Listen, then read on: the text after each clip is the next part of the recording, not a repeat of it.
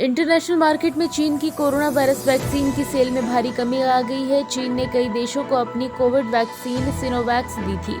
कुछ देश तो ऐसे थे जहां सिर्फ सिनोवैक्स बायोटेक लिमिटेड की बनाई चीनी वैक्सीन के सहारे ही वैक्सीनेशन कैंप चलाया जा रहा था।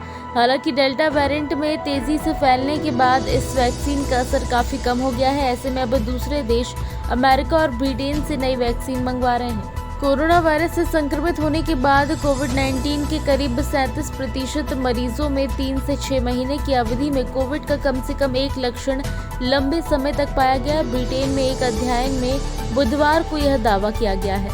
ट्यूनीशिया के राष्ट्रपति कैस सईद ने एक प्रतिष्ठित इंजीनियरिंग स्कूल की प्राध्यापक को देश की पहली महिला प्रधानमंत्री नॉमिनेट किया है।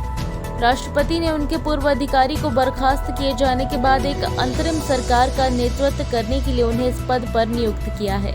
यूनाइटेड स्टेट में एक ऐसा थीम पार्क है जो सालों से हॉन्टेड माना जाता है। कभी इस पार्क में लोगों की हंसी गूंजती थी, लेकिन अब यहाँ अजीबोगरीब आवाजें सुनाई देती हैं। कभी इस पार्क में जगमगाती रोशनी होती थी और हजारों लोग यहाँ परिवार समेत पहुँचते थे। अब इस जगह पर कोई नहीं आता। इतना ही नहीं, यहाँ रहस्यमयी रोशनी भी कई बार देखी गई है, जबकि पार्क में बिजली की सप्लाई सालों पहले ही बंद कर दी गई थी। ट्रंप प्रशासन ने चीनी सरकार के संबंध में राष्ट्रीय सुरक्षा के अस्पष्ट दावों के तहत short form video app TikTok पर प्रतिबंध लगाने के कई प्रयास किए, लेकिन हर बार कानूनी कारणों से विफल रहे। ट्रंप ने टिकटॉक के अमेरिकी यूजर्स के डेटा कलेक्शन के बारे में राष्ट्रीय सुरक्षा चिंताओं के कारण इसके अमेरिकी संस्करण को पेरेंट कंपनी बाइटडांस से अलग करने का आदेश दिया था। राष्ट्रीय सुरक्षा सलाहकार अजीत डोभाल से पंजाब के पूर्व मुख्यमंत्री अमरिंदर सिंह ने मुलाकात की।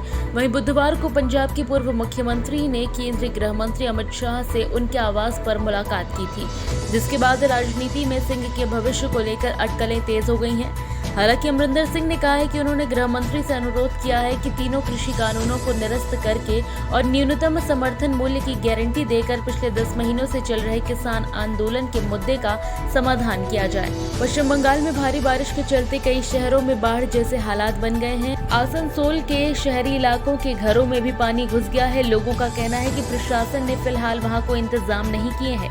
बता दें कि बंगाल की खाड़ी में कम दबाव का क्षेत्र बनने के चलते पिछले 2 दिनों से यहां दक्षिणी इलाके में भारी बारिश हो रही है। मुंबई के गोरेगांव में आर्य कॉलोनी के अंदर तेंदुए ने एक 55 साल की महिला पर हमला करके उसे घायल कर दिया। पिछले कुछ दिनों से तेंदुए के हमले की यह चौथी घटना है। हाल ही में तेंदुए ने वहां एक बच्चे पर भी हमला किया था, जिसे बचा लिया गया है। सीसीटीवी में यह पूरी घटना कैद हो गई है। गोरखपुर में कानपुर व्यवसायी मनीष गुप्ता की कथित पुलिस पिटाई में मौत के मामले में गुरुवार को मुख्यमंत्री योगी आदित्यनाथ पीड़ित परिवार से मिलेंगे। उधर पीड़ित परिवार का कहना है कि यह हत्या है जिसे 6 पुलिसकर्मियों ने मिलकर अंजाम दिया है। पीड़ित परिवार का कहना है कि मामले की निष्पक्ष जांच होनी चाहिए। मृतक की पत्नी का आरोप है कि डीएम और एसएसपी का भरोसा नहीं है, उन पर भी कार्रवाई होना चाहिए। साथ ही पूरे मामले की जांच सीबीआई से करवाई जाए। सरकारी तेल कंपनियों ने एक दिन बाद आज फिर पेट्रोल डीजल की कीमतों में इजाफा कर दिया है। देश के लगभग सभी शहरों में आज पेट्रोल के रेट में लगभग 25 पैसे प्रति लीटर, वहीं डीजल के दाम में 30 पैसे प्रति लीटर की बढ़ोतरी की गई है। इंडियन ऑयल कॉरपोरेशन के अनुसार दिल्ली में पेट्रोल 101.68 रुपए प्रति लीटर है, वहीं डीजल 89.87 रुपए प्रति लीटर के हिसाब से बिक रहा है। के लिए सब्सक्राइब करें JSR टाइम्स और साथ ही नोटिफिकेशन पाने के लिए बेल आइकन को दबाएं।